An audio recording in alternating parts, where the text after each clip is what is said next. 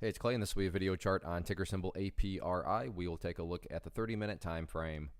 Real quick, what do I mean by 30-minute in case maybe you're new to charts? Instead of each one of these candlesticks here representing 1 day's worth of price action, which is what you would normally see, each one represents 30 minutes. So while this here may look like several days worth of time, it's actually just today's price action broken down into 30-minute time slices.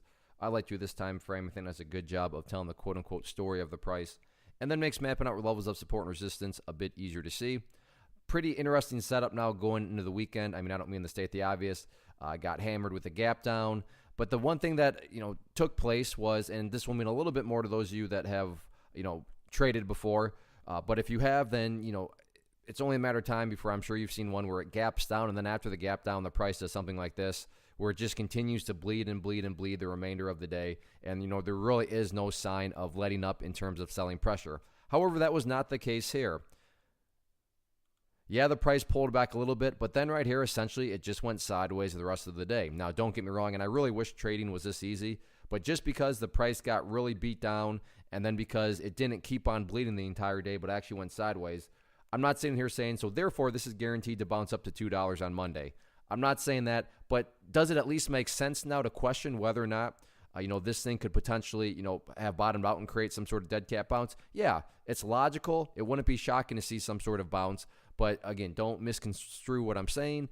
I'm not saying it's a guaranteed to bounce. I'm just saying that given the context of things and given how other stocks have traded after gap downs, it's at least a little bit encouraging to see that the price has gone sideways, and that's what creates the interesting setup going forward. So in terms of if this does come to life again and start to bounce, where are some of these levels of potential resistance at? First area of resistance where if there's going to be any sort of worthwhile bounce that can get underway, it's going to be right here at $1.10. So $1.10 initial area of resistance. After $1.10, next key level right up there around the $1.25 mark. So $1.10, $1.25, two couple areas of resistance. Like I said, right now, closing out the week, the price went into this very, very tight range. But, a tight sideways range is what makes it interesting as opposed to, this downwards action here. Or if the price had just, or if the price, just continue to collapse like it was kind of looking like, when this price action here started to happen, it became a question of, is this thing really going to start to fall apart? But no, it didn't. It went sideways, went to a tight little range, and we'll see what happens with it next week. But as always with plays like this, make sure your risk control, risk management is in place because there's no guarantee it'll bounce, but definitely interesting. So let's see how it unfolds next week.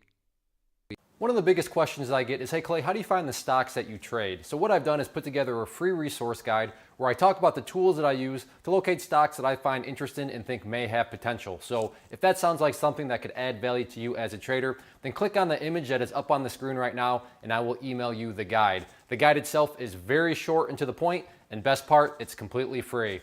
Thanks for watching the video. Let me know if you have any questions.